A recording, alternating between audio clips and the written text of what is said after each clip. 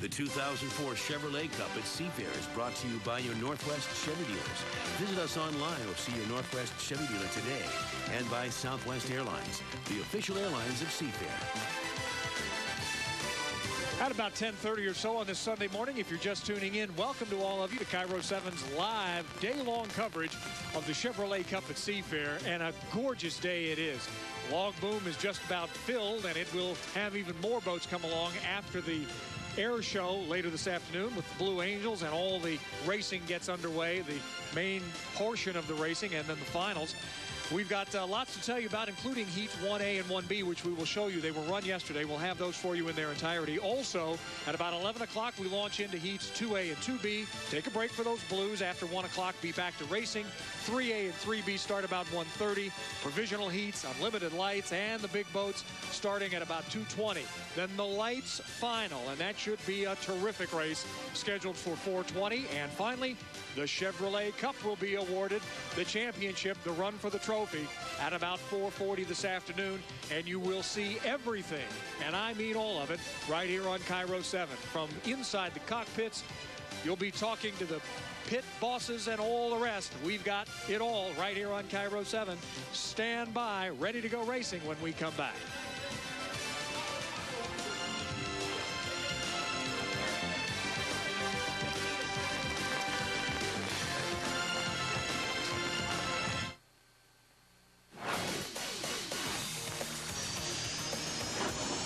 And the hour is at hand. It's time to go racing. Heat 1A here in the 2004 Chevrolet Cup at Seafair. And here are your headlines.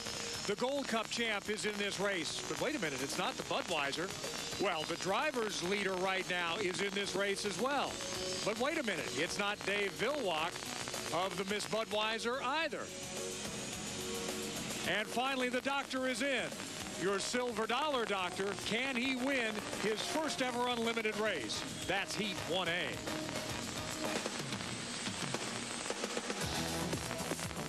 Heat 1A of the Chevrolet Cup at Seafair is brought to you by IHOP. Send your taste buds to paradise with Paradise Pancakes at IHOP. Come hungry, leave happy. And presented for Seafair by 76, quality Pro Clean gasolines. So let's take a look at these boats getting ready for Heat 1A here on the waters of Lake Washington. The Illboy Alberto, the Silver Dollar boat piloted by Dr. Ken Muscatel. Steve Hook's in the Beacon Plumbing boat, Miss M-Core with Nate Brown at the controls, and Greg Hopp piloting the U100 Toyota of Kirkland. We check the waters of the lake, clear as glass. The boat's scoring up, a little more than 3.5 to go. These pictures from Chopper 7. Let's talk about the drivers. Let's talk about the boat team, starting with Alberto and Steve David, the enviable position of being the points leader, Chip. It is enviable, but the problem is he, being the points leader, he's got to make sure not only that he gets some points, but he comes out of this race, this heat clean, make sure everything's not broken and ready to go for the... Bill Rocky in the pits, a little bit of pressure on Steve David. That's right. He's kind of my dark horse for this race. He's kind of sitting back there with that national points lead right now. Nobody really talking about him. He told me before the race, right before he got in the boat, that they've got a totally new setup.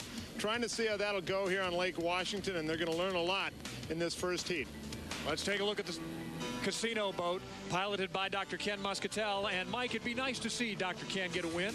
It would indeed be nice to see him do that. He broke a gearbox over in Tri-Cities, which interrupted perhaps his best racing day in recent years. The boat, I think, is prepared well, and Ken, I think, is a lot more confident on Lake Washington than he's been in a long time. He may be able to put it together here. The Beacon Plumbing boat, U99, Steve Hook, again, another one of those young, at least by experience, drivers. He is. This is his second unlimited race. An unlimited boat is a lot heavier, which makes it more difficult to drive than a light. So he's going to have to take his time to learn some things here. We're talking dark horses. Perhaps Nate Brown is the guy. He is the Gold Cup winner, Mike. He's in Miss M-Core. That's a good term for him, dark horse. He knows this race course. He has a boat that is seasoned. It has had many, many, many races under its sponsons. He's got a good program, solid equipment. He won the Gold Cup as the backup driver for Mike Weber, who was injured earlier this year. He's in a fill-in position now, and he'd love to win here on Lake Washington. And Greg England, he likes to joke around a lot, does Nate Brown, but I bet he's serious right now. He is pretty serious because keep in mind, guys, he has the most experience of all the drivers in this heat. In fact, he's with some guys that don't have that much experience, so that's something to keep in mind. But Nate adjusting to his new team, just his second race with this crew, so he's adjusting to them, but still very confident. And the final boat in this race, the Toyota of Kirkland, Greg Hopp at the controls. Greg Hopp is someone that substituted for me back in '99. It looked like he was going to be a star, but he's really kind of fallen on hard times. He needs to turn his career around, and here would be a great place to start. Well, let's see, as they're scoring up now here on the lake, we'll talk about, since this is the first heat, how these drivers end up in their lanes. Mike, tell us. Well, they're already up a little bit too early, but they're going to fight for their lanes, and they haven't done a whole lot of fighting, to be perfectly honest with you. Ken Muscatel trying to creep to the inside, as is Greg Hopp.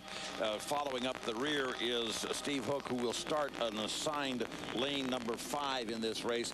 The referee, Rick Sandstrom, has said he wants the rookies to stay to the outside for the first heat at least until he gets a chance to have a look at them. Mike, let me jump in real quick. I want to get Pat O'Day's comment as they come to the head of the straight up there. Just going to say none of these drivers were even born. The last time there was a heat of racing on this lake on a Saturday, that was 1954. This is 2004, and here they come.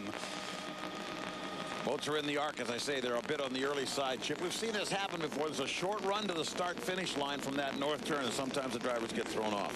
Very early, and there's a rule that says you can't go off a plane, and some of these guys are very close to being off a plane right now. Greg Hopp looking pretty good right now in the 2 lane. It looks like Muscatel will be on the inside, and Nate Brown in lane 3 and lane 4, and Steve David on the outside. It's the rookie, Steve Hook. Here they come to the line. It's like a legal start. Boy, you saw some converging lines here. You saw the guys on the outside pinching the guys on the inside. That can lead to trouble. Into the traffic now, down into that first corner. Lots of rooster tails, a whole lot of spray coming out first. It's Greg Hopp, and he has established the lead. But here comes Muscatel on the inside. Now, where is Steve David? He's got the horsepower to be in there, too. Greg Hopp is the boat you're seeing. That's the blue one with the red stripes, a Fred Leland race boat. And just to the outside of him is... or to the inside of him, I should say, is Ken Muscatel. But now to the outside, we see Steve David.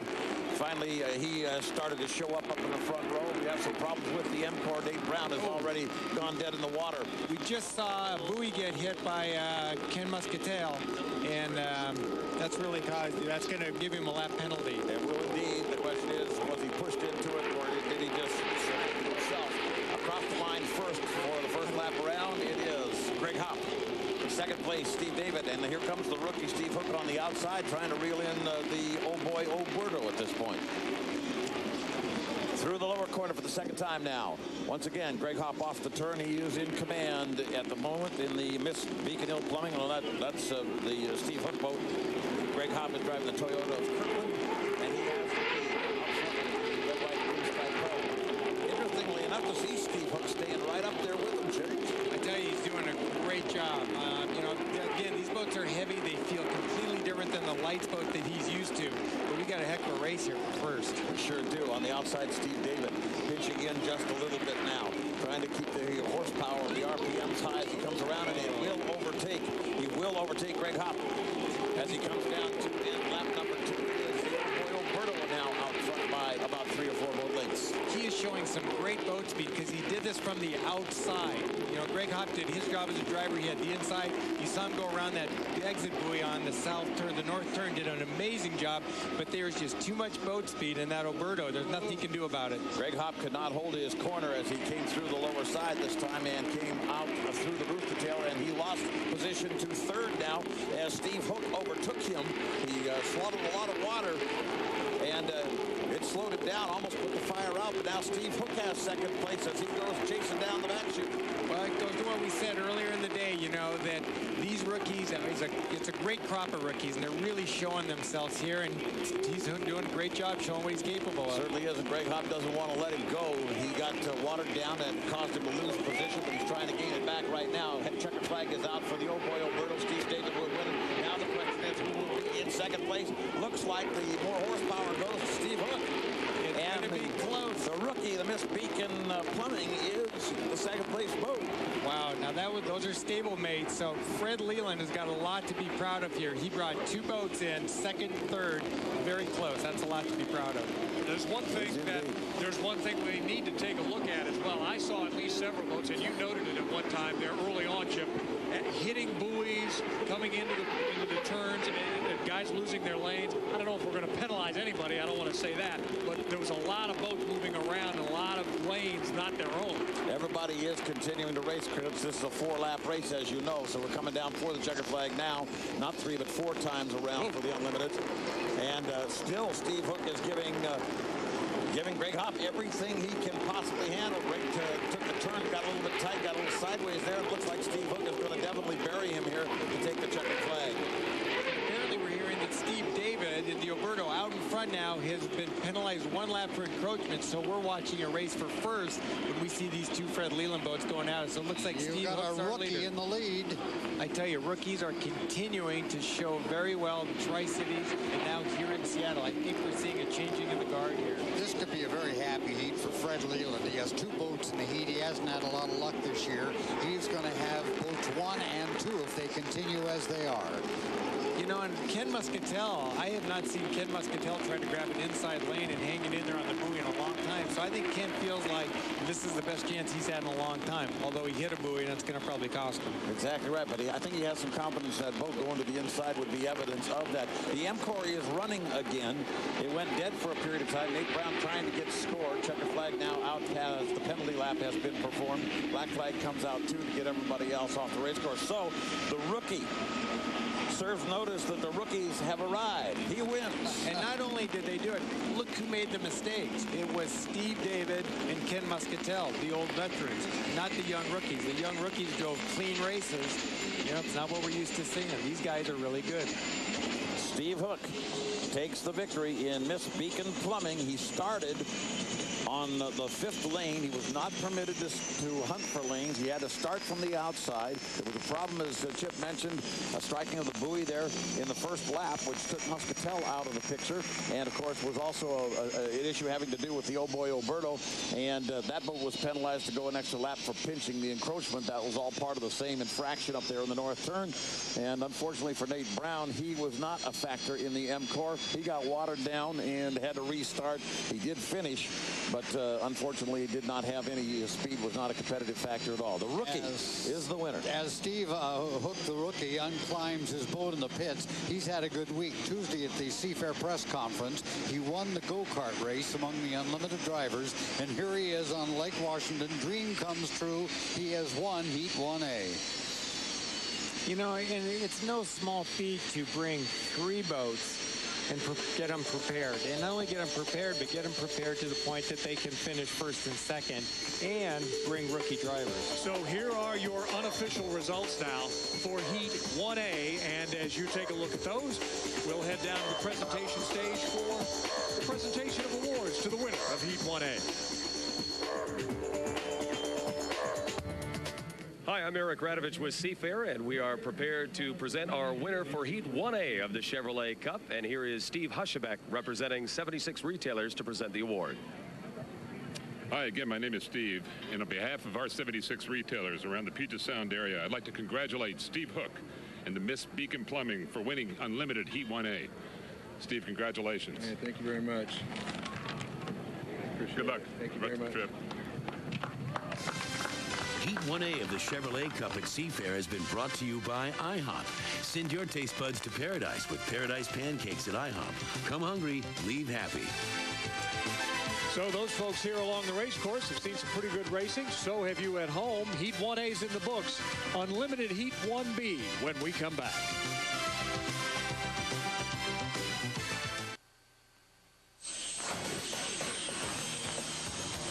And time to go racing again with Heat 1B. And here are your headlines. The Big Red Boat on its final tour of duty on the Unlimited Circuit. The Budweiser's in this one. Your fastest qualifier as well will be competing with Dave Villwalk and the Big Red Boat. That's the Miss Elam, the fastest qualifier here on the waters of Seattle. And finally, some young drivers trying to make a name for themselves in the Unlimited Circuit. It's all a part of Heat 1B.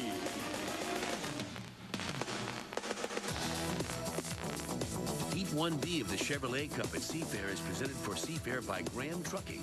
Let us take a load off. And now to take a look at the boats in Heat 1B. There's the Miss Budweiser, the U1, and has been for as long as we can remember. Seattle Boats and Graham Trucking, the Lumar Window Film, the Miss Elam Plus, and the Skyway Park Bowl and Casino, your U00. Working our way now just past 3 minutes, and the boats moving around on the course here at Lake Washington. These pictures from Chopper 7. Let's talk about the teams and the drivers, starting with 7 straight titles. Dave Villwock and the Miss Budweiser. Chip? Surprisingly, only the 5th fastest qualifier, but I think we're going to see a better performance out of the racing from this than 5th place. Bill Rocky, what's the sense down in the Budweiser pits? I don't know if they're bluffing or what, but I've talked to a couple of their crew members. I've talked to Dave.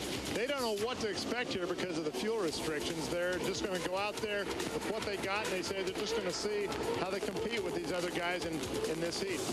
All right, Graham Trucking driver J. Michael Kelly. He is a rookie, and he's very well thought of, Mike. J. Michael is going to have to start on the outside on lane number 5. I was just monitoring the radio, and we have a dislodged turn buoy in turn number 1, and it will not be regarded as a marker, just to be advised. J. Michael Kelly will be in lane 5. The rookie in the previous heat set the high water mark for rookies, and so this fellow just might possibly show us something here too. And another driver with not a lot of experience in the seat of a big boat, and that's J.W. Myers at the controls of the U8.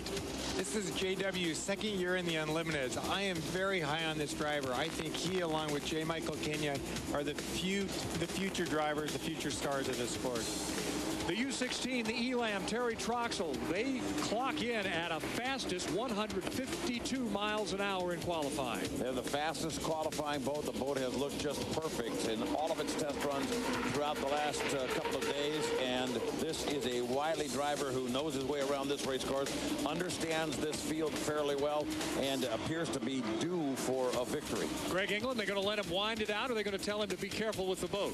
I think they're going to let him go here. You know, I asked Terry if this is the fastest boat he's ever driven, and he said yes, by far. So he pointed out that it's more about how he handles it than the boat and how he competes against a guy like Dave Villwock in the Bud. And finally, the Skyway Park Bowl and Casino, Doug Brow at the controls, son of a legend. Speaking of legends, Pat O'Day, your thoughts? A race course surrounded by fans, and Seafair's gamble paid off. A huge crowd here on Saturday afternoon, and a Chevrolet Cup at Seafair reeking of hydro significance as the Miss Budweiser's making one of her final voyages around this course, around these blue waters, and Dave Villwock hopes to put an exclamation point on a 40-year dynasty in racing that may never be equaled in motorsports. Miss Budweiser has the inside lane. Elam in lane number 2. On the outside, coming up strong now is the Lumar with J.W. Myers. And as they come down to the line, they are perfect. A great start for J.W. Myers. Chip Hanauer suggested that that's the fellow that really seems to be coming on strong, and you see him in the middle of your screen in that yellow boat making a corner, and he is coming with a lot of horsepower around the turn with plenty of room, but on the inside it is the Budweiser with Dave Villwock holding off the Elam for just a moment as they get through the corner, and Troxel is starting to try to reel him in from the 2 lane. You know, JW stayed real close to Bud, as you can see right there. He's not going out way wide. He's trying to cut down the distance he's got to go. These 2 guys came together at the Gold Cup, and there's no loss between these 2 guys. Miss Budweiser into the upper corner again, the bridge turn, and coming out a little wider this time, trying to hold Terry Troxel out, is Dave Villwock, and he does a good job of pushing him toward the beach and gains a little more real estate for his money. But it is the yellow boat again. J.W. Myers is staying close in that scene as we end lap number 1. It's the Budweiser, the Elam, and the Lumar. Well, the Budweiser does not look like a 5th fastest qualifier right now, but more than that, Dave did everything he needs to do as a driver. He was on the inside of the boats that he needed to beat, and he was right there at the start line. So it's pretty hard to go around the outside of the Miss Budweiser. Bud off the corner again now, and out front, the Rooster Tail lead over Terry Troxel in the Miss Elam Plus. You got a battle going on now for 3rd place as Doug Brow has stuck his nose into it and is trying to catch the Lumar. Doug has the inside lane advantage. We go back into the corner, and the Budweiser takes a wild roll up there off the apex. Remember, the entrance pin to that buoy is the entrance buoy, rather, is that turn. He is not in its proper position, and it is disregardable. You know, you gotta hand it to the Budweiser. They've been given less fuel per minute than the other boats, but look at the performance, and that's really due to the great technology of efficiency. They're getting every bit of fuel through that motor that they've been given legally, and look how fast the boat's going. And the Budweiser has a commanding lead now, a couple of rooster tails, and it appears that Terry Troxel of the Elam is willing to leave it that way and just sort of wait and see if anything else happens. A couple more laps to go. Oh, the U2 gets very, very wild. The Seattle boat presents Graham Trucking with the rookie J. Michael Kelly just got real wild on the front straightaway, but he's settled back down to get into the corner. And, you know, I think you better keep your eye on J.W. Myers, because he's sneaking up on Terry Troxel, and he got on the inside of Terry, and that's pretty hard to do.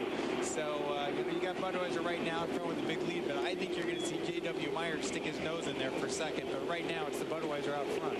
And he had to back off just a little bit on the corner. Troxel caught him in the mirrors and realized he was there.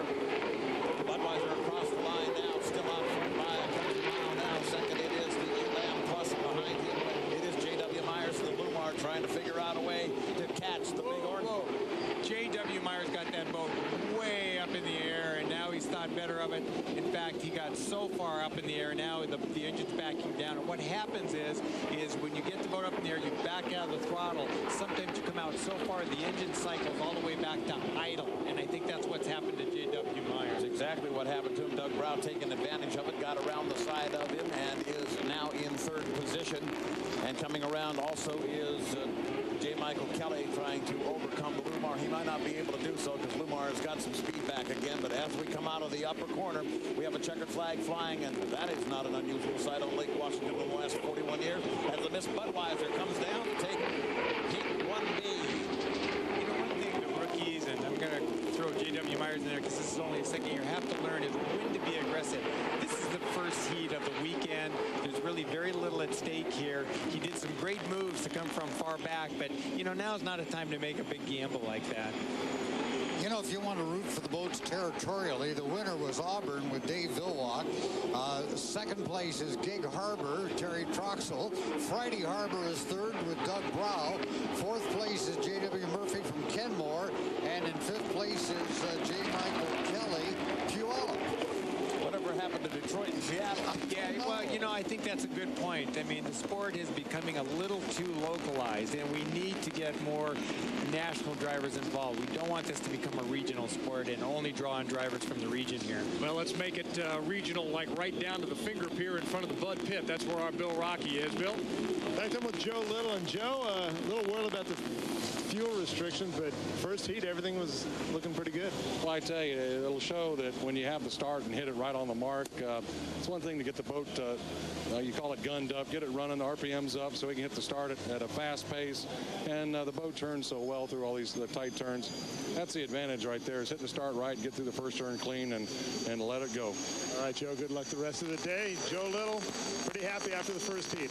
And, well, he should be. And take a look now, because here are the unofficial results of Heat 1B. Take a look at those, and let's head to the presentation stage for the awards.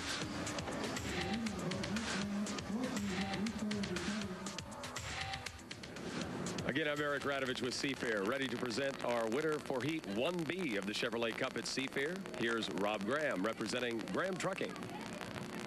Thanks, Eric. Yeah, I'm Rob with Graham Trucking, and this is Dave Villwock. Sorry. Congratulations, Dave. Sorry I messed this up for you. Hey, you didn't mess it up for me. Believe me, Rob does an awful lot for these boat races. He sponsors boat races and boat racers. There's probably 5 or 6 of them around here. Without guys like him, I'd never got here. And so we're thankful to you, Rob, you know, and your company. Thank you. So it's time to sit back, get comfortable, and get ready for more racing. Heat 2A when we come back.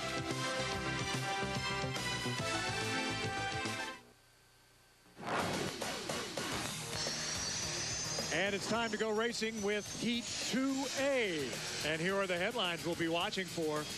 The first heat, which was run yesterday, a penalty We'll see how that affects the Alberto team today. How will they drive knowing they were penalized yesterday? How about rookie speed? We've got some young drivers and some boats that can go pretty fast. Can they keep them on the water? And talk about fast. Here was your fastest qualifier from Friday, the Miss Elam Plus. But is it fast enough? That's Heat 2A.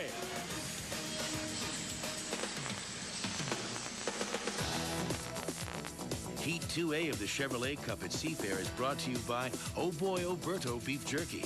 Taste what's real. It better be Oberto. And is presented for Seafair by 76 Quality Pro Clean Gasolines. And let's quickly run down the boats in this Heat 2A. Seattle Boats, Graham Trucking, the Oh Boy Oberto, Miss M-Core, Elam Plus, and the Fairweather Sports presents the Miss Toyota, the U100 boat. Taking a look at the course now. Remember, those heats 1A and 1B were run yesterday. We showed them to you on tape. Conditions different today. Clear skies, but much windier. A lot of chop out there on the water. And there you see the clock, about 3.5 minutes to go before the race. As we take a look at the individual teams and the individual drivers, we start with the young guy. That's J. Michael Kelly in the Graham Trucking boat. Chip? I would just like him to get some seat time. Try not to be a hero. Let's just get to the final for J. Michael. The Oh Boy Alberto boat, that's piloted by the veteran, Steve David. He was penalized yesterday. Mike, will that be on his mind? It'll be on his mind. He was penalized, but at the same time, he was also out front. Don't forget that. Let's go to Bill Rocky in the pits with the Alberto team. What are they thinking down there, Bill? Exactly what you said, Steve David. He still wants to accumulate points. That's his goal. But one of their crew members said, we just got to stay out of trouble. They didn't do that in their first heat. And there's liable to be trouble, as we said. Look at the chop on that water out there. The U10 boat is Miss M-Core, and there is Nate Brown. And he had some troubles yesterday as well, Chip. He did, and he won the Gold Cup, but he didn't get to cross the finish line first. I think he'd like to do that here. Greg England, you've been following Nate Brown the last couple of days. Again, relaxed.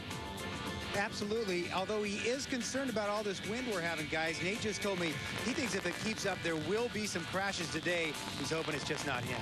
We hope there are no delays. At times they have done that as well when the wind picks up too much. Here is the U16, the Miss Elam Plus. This was your fastest qualifier, Terry Troxel. He knows he's got a lot of speed in that boat, Mike. He didn't have it yesterday and couldn't beat the Budweiser. New combination on the big orange boat, and with the wind, that's a little questionable. Guard, you talked to him earlier. He said there are 4 or 5 boats that could win this race today. Yeah, absolutely. And he also told me just a few moments ago before he got into his craft that they worked on the boat. They tweaked it all night. They had a great practice run this morning. He loves his chances in this heat. And finally, Greg Hopp is at the controls of the Fairweather Sports presents the U100 boat, the Miss Toyota. They had a second place finish yesterday, so we'll keep an eye on that boat as well. Pat O'Day, we've got a new day of racing, and we've got some wind out here, but we've got sunny skies, perfect, at least for the fans. Well, we've got 3 equally matched boats between Steve David and Nate Brown and Terry Troxel and the Encore and the Alberto and the Elam. And in just a moment, people at home are going to see, I think, the most exciting picture in televised motorsports as Chopper 7 looks down on the course as they cluster in the north end and then come down that chute at 175 miles an hour. There's nothing in sports that equals it. Well, they vie for the slots inside, and the wind continues to blow. And with that, let's turn it over to the man who will be calling the races for us all day today, the voice of Unlimited Hydroplanes, Mike Fitzsimmons. Steve, thank you very much. That wind was at the start-finish line. You were looking at that yellow flag, and Steve David, as you notice, look at the wake that he left. He snaked all over the place on this race course inside what they call the DMZ, demilitarized zone. Again, the boats are up here just a little bit on the early side. And Chip, this short run to the start-finish line, for some reason, the last couple, 3 years, especially when we're fighting for lanes, has been something of a confusion for our drivers. It has been, and if you look right now at the Alberto boat with Steve David, he's way early. Now, if that boat goes off a plane, he can get a penalty bid. He's as early as I've ever seen anybody at this start. He wanted the inside lane, and he thought the better of it because he knew if he was there, he'd virtually have to row the boat around the north turn, and that wasn't going to work for him. He's trying to come down. He's right there in the center left of your screen, and he just is not running very quickly right at the moment. The other boats are starting to throttle up a little bit. Perhaps the guy with the best position for the start is J. Michael Kelly on the 4th lane position. Inside, we're going to have the Fairweather Sports presents the Toyota of Kirkland, And then it's the Elam in a good lean, too. They're across the line. We're going to check this, though. We may have some questionable possibilities as far as a jumper over the line this time. But you see Terry Troxel, has he left enough room? It looks like he's left just enough room, and he's tightening down just as he should, chip through that first corner. That's a beautiful corner. Look how everybody is evenly spaced. That was a good clean corner, but I'm thinking that start could be at 1 or maybe 2 jumpers. What do you think? I think it could be as many as 2. You're right. Lots of wind down the back chute, and the Elam is carrying some of it under as he is being challenged by Greg Hopp from the inside and by Steve David from the outside as they go into that corner again. Everybody's safe through those first 2 places. Terry Troxel's got a We got somebody. We got a problem. We got somebody over. Red flags are going to be displayed. They're going to shut these boats down. Who can you tell who it is, Mike? It's up in the corner there. I couldn't see the spray. It is MCOR. It is MCOR. That's Nate Brown. That's you know, he went over it.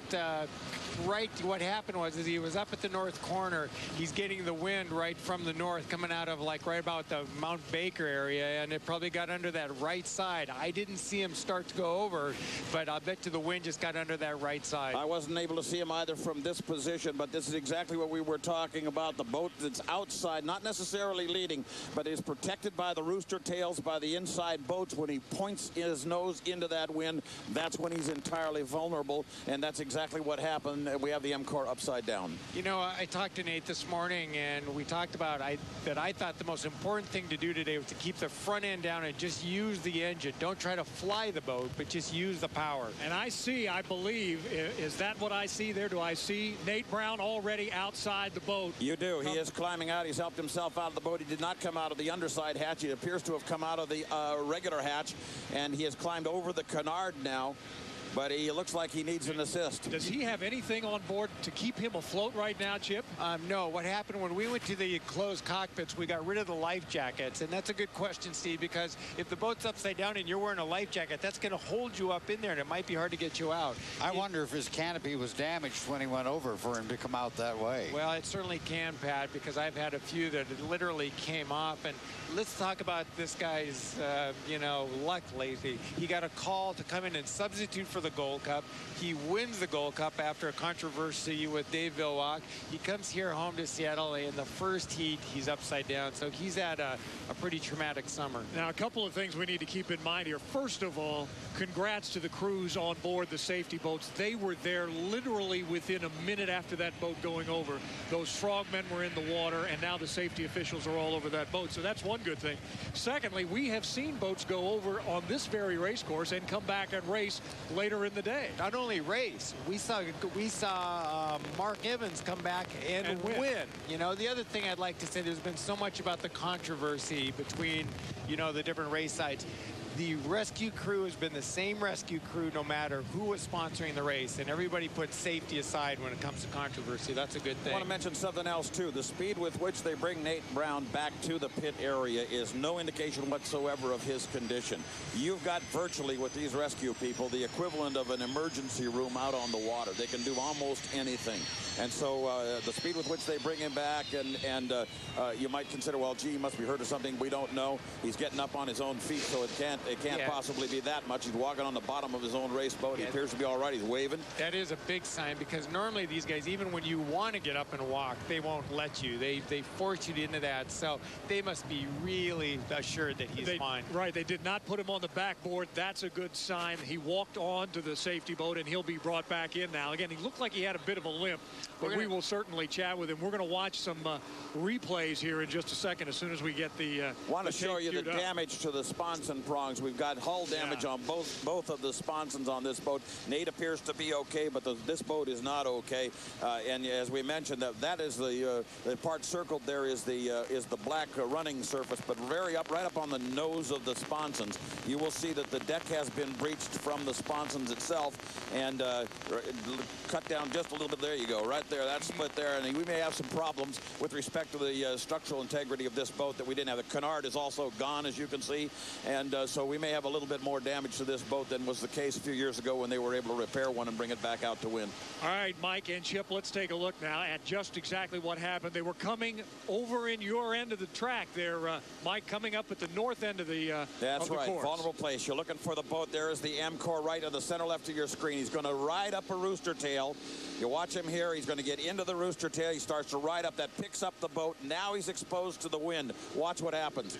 Bingo. Up goes the right sponge, and just as Chip described it, around in a quick corkscrew flip, and it's all over. So what I think we saw is a number of things that took place to make that happen. Maybe we can even go back and look at it again. What happens is the water from the rooster tail starts to get the boat up in the air. So now you've presented more of the bottom to the air. Then you've got these boats are built, remember, to always make left turns. So the weight is more weighted on the left side to make them go around those corners. Now the right side is lighter because everything's weighted to go around the corner. But let's take another look at it here and see if we can analyze it. So here we see him here. And now he's going to start getting into the rooster tail. That's going to get the boat up in the air and present more of the bottom to the wind, which is coming from this direction. So up the right side it goes. He lands. And it looked like he landed on the left sponson, Mike. Is that what you said? It looked that way, but it looks like he also had one roll there, a couple of quick splashes there after he comes down the first time. So that would indicate the kind of damage that the boat has. Mike, let's find out what's going on in the MCOR pits, or the MCOR pits right now in our Greg England. Greg? Yeah, Steve, I'm in the truck here with team owner Kim Gregory. And Kim, first of all, you've gotten word that Nate seems to be okay. Yeah, he got himself out evidently before the rescue crew got there, so he's okay. You had a chance to look at the replay. I know Nate was concerned about the wind. He told me that going in. You think this was a wind thing, or what do you think? No, he got into, it looks like Truxell's rooster tail. We were in lane 2. Truxell was in 3, and it looks like he sawed it kind of tight. I don't know whether they'll make a call. I don't know whether it was, Nate's fault or what, but it looked like he had no place to go. Go ahead. Once it gets in the rooster tail, it's going over. You've been in this game a while. What goes through your mind, through the camp's mind, when your boat, your guy out there Just one thing, making sure the driver's okay. I don't care about the boat. I just want to make sure the driver's okay. And as long as the driver's okay, we can fix the boat. So it's got a really good cockpit. We're proud of that cockpit. We put that cockpit in the boat after George Stratton got killed, but that's the only thing I care about. Kim, thanks a lot. We thank you for your time, and hopefully they can get that boat back there on the water today, guys. All right, Greg, thanks very much. We want to find out from one of the drivers firsthand what it was like out there on that course. And in fact, it sounds like whose rooster tail was run over, and that was Terry Troxell. Bill Rocky's with him.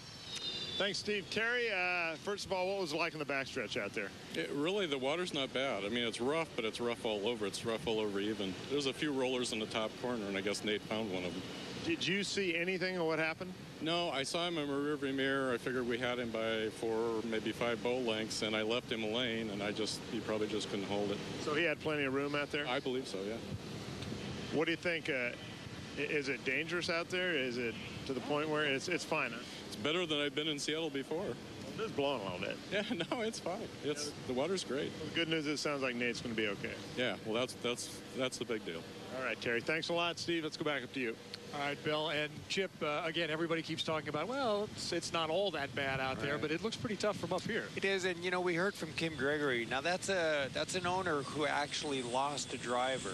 We all remember George Stratton. He was actually a rookie. He was killed in San Diego, I believe, in 2000. So you can imagine what an owner feels like who's lost a driver to see his boat upside down. The other thing, they've had a problem earlier in the year where the escape hatch on the bottom broke out, and it did some real damage to the driver who Nate is substituting for, Mike Weber. I'm sorry, Mike, we're going to take a break real quick. Then we'll come back and talk a little bit more about what's just happened. If you're just joining us, we've had one boat go over, and that was the Miss MCOR with Nate Brown on board. He is all right. He's being brought back to shore, and whether that boat lives to drive again today will remain to be seen. The race has been stopped. The boats are coming back to the pits. We will undertake to get 2A and 2B again going for you as the Chevrolet Cup at Seafair continues. A little bit of a tough time, but we'll be back with racing after this.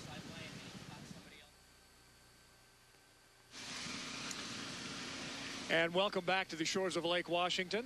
Again, if you're just joining us here for the Chevrolet Cup at Seafair on this glorious Sunday morning, we've already had a problem.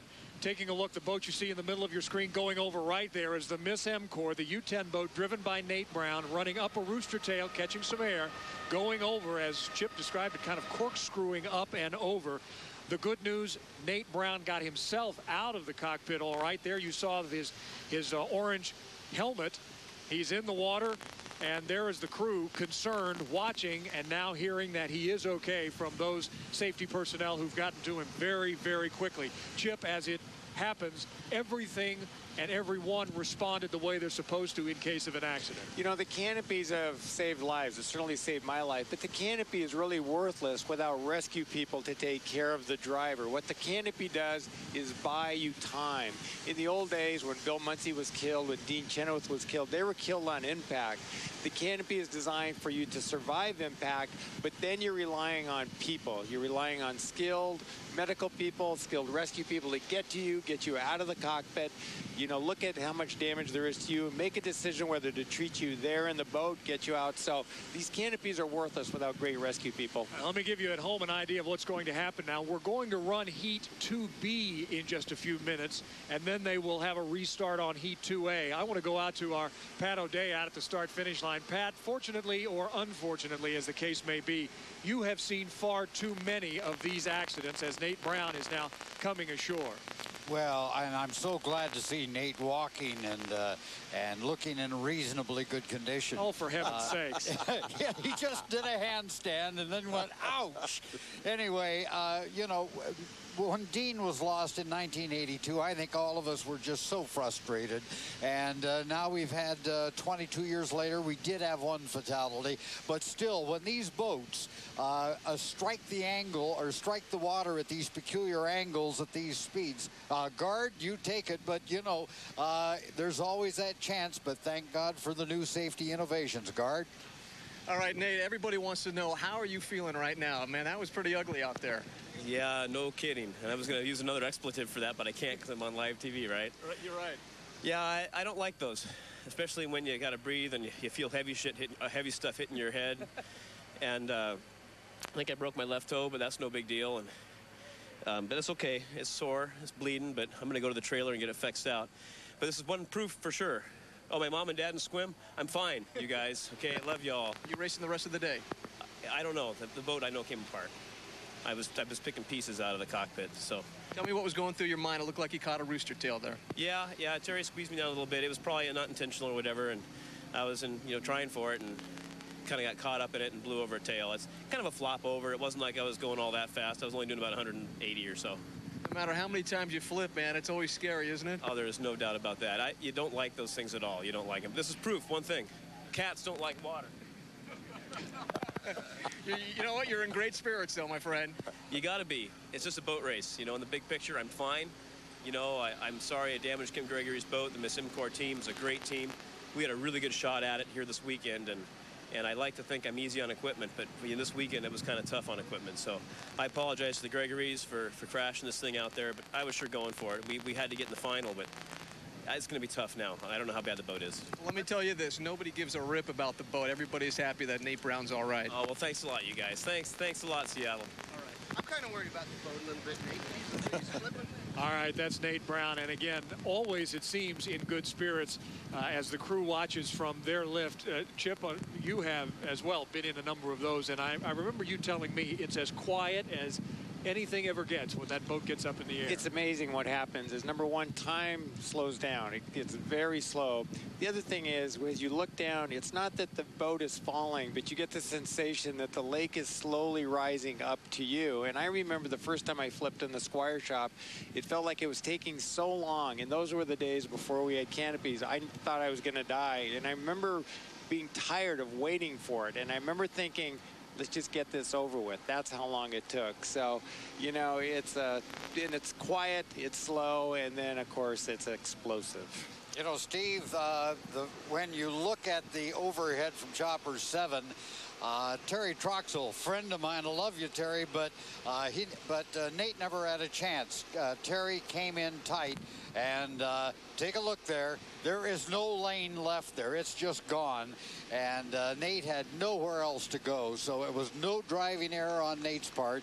And Terry didn't mean to cut him off, but there was no room for him. There was nowhere to go, and he climbed the rooster tail and upside down. Well, I think, as they say, that's racing, and we hear that often, and unfortunately for Nate, that's the result. When we come back, we'll talk more about this accident, certainly, and then what's coming up, and that's Heat 2B and more racing. We hope we've gotten all of this.